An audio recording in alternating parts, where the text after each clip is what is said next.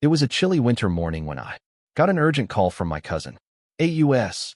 Army general who had just moved into a rural house just beyond the HOA's reach. He was stunned, saying that construction teams, apparently contracted by the HOA, had bulldozed his house to clear space for a new development. The news ran a wave of anger through me. I knew right away.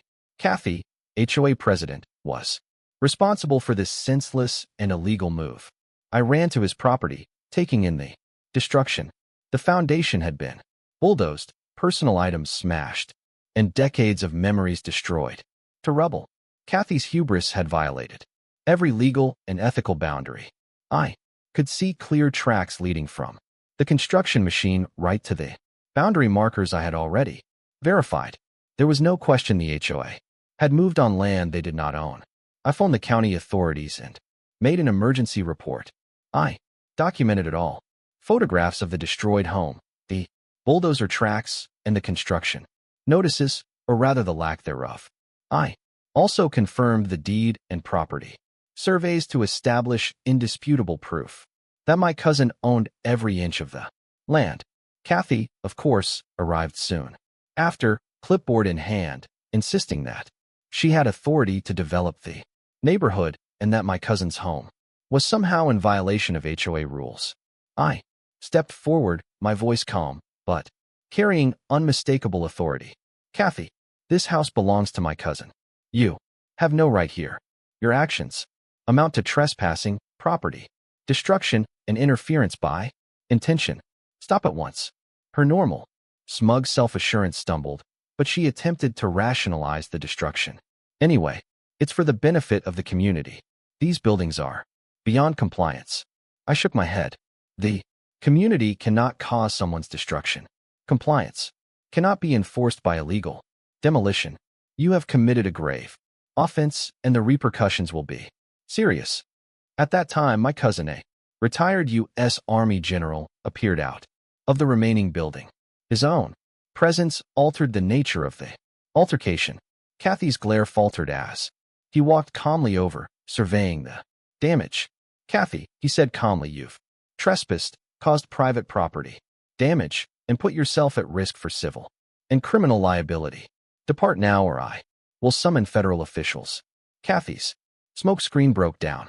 She mumbled something about a miscommunication and backed off, but obviously knew the gravity of her deeds.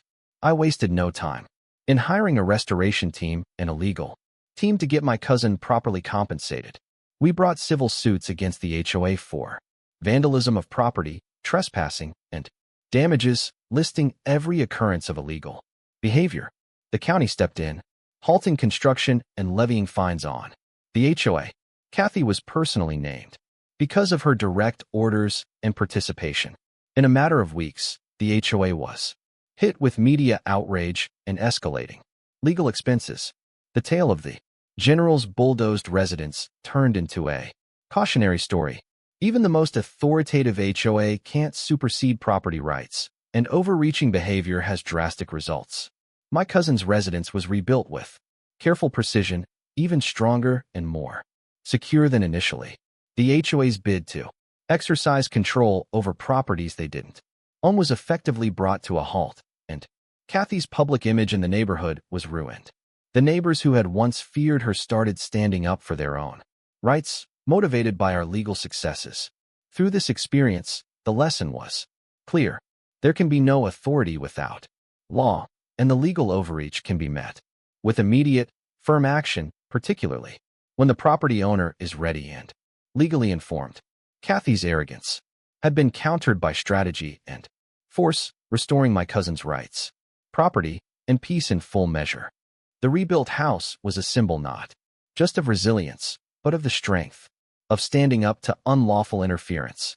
Kathy never tried another illegal development, and the neighborhood learned that no one, no matter their position, can trample over someone with legal right, preparation, and the will to defend what's theirs.